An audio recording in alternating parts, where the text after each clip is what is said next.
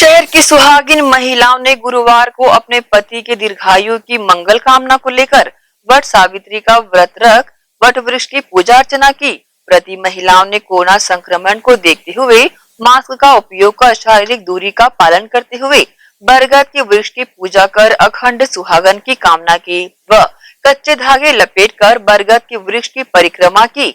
इसी कड़ी में प्रियदर्शनी परिसर पश्चिम स्थित सेवानिवृत्त सीएसपी वीरेंद्र सतपथी के निवास स्थान पर वट सावित्री की पूजा अर्चना विधि विधान से की गई। पौराणिक कथा के अनुसार वट सावित्री पूजा सुहागिन महिलाओं के लिए एक महत्वपूर्ण पूजा है। उनका निर्जला व्रत रहता है। ऐसा माना जाता है कि सावित्री अपने लिए सत्यवान को पति के रूप में स्वीकार की थी और सत्यवान की उम्र बहुत ही कम थी और सत्यवान के जो माता पिता थे ये जंगल में निर्वासित जीवन जिंदगी जी रहे थे क्योंकि एक दुश्मन राजा इनके ऊपर कब्जा कर लिया था और सत्यवान के पिता अंधे थे। सावित्री और सत्यवान जब जंगल गए थे लकड़ी काटने के लिए तो उस समय सत्यवान को कोई जहरीला सर्प काट दिया जिससे उनकी मृत्यु हो गई। यमराज आए और मृत आत्मा को लेकर जब वापस जाने लगे तब सावित्री भी उनके पीछे पीछे गई। यमराज उनसे बोला कि तुम जीवित प्राणी हो, स्वर्गलोक में तुम्हारा कोई काम नहीं, तुम वापस चल दो।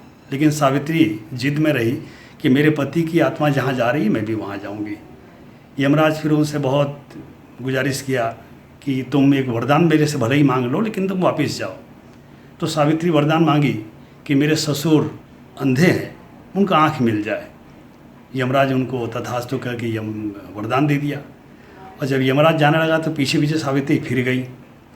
फिर यमराज बोला कि एक वरदान और मांग लो। तो सावित्री बोली कि मेरे ससुर के पूरे संपत्ति को एक दूसरा राजा छीन कर ले गया है, उनको संपत्ति वापस मिले। यमराज उनको पूरा संपत्ति भी वापस दिला देता है वरदान देके। उसके बाद भी जब सावित्री जिद नहीं छोड़ती और पीछे पीछे जाती है तो यमराज फिर उनसे तीसरा वरदान मांगने के लिए बोलते हैं। तब सावित्री वरदान मांगती है कि मेरे को 100 पुत्र हों। यमराज तथास्तु बोल देता है। अब वो परेशान हो जाता है कि यमराज सत्यवान की अगर आत्मा को लेकर मैं चल दूँगा तो ये 100 पुत्रों की माँ कैसे बन पाएगी। इस प्रकार यमराज हार जाता है और सत्यवान की आत्मा को वापस लौटा देता है। तो ये है कथा। सावित्री अपने मरे हुए पति की आत्मा को पुनः वापस लाकर उनको जीवित कराती है। तब सभी सुहागिन महिलाएं अपने पति की लंबी उम्र के लिए यह पूजा करती हैं। बट वृक्ष के नीचे चूँकि उनको वरदान मिला था, सत्यवान जीवित हुए थे, इसलिए वट वृक्ष के नीचे सामूहिक रूप से बैठ करके सब पूजा पाठ करते हैं। कच्चा धागा लपेट करके 108 परिक्रमा करते हैं और उम्र मांगते हैं कि मेरे पति की उम्र 108 वर्ष हो। चूँकि सरकारी गाइडलाइन के अनुसार कोरोना को देखते हुए इस बार सभी धार्मिक संस्थानें बंद हैं और यह अनुष्ठान सामूहिक रूप से किया नहीं जा सकता।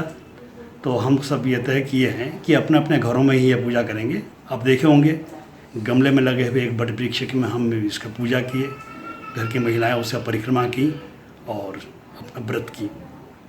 यही थी इसकी जानकारी। धन्यवाद।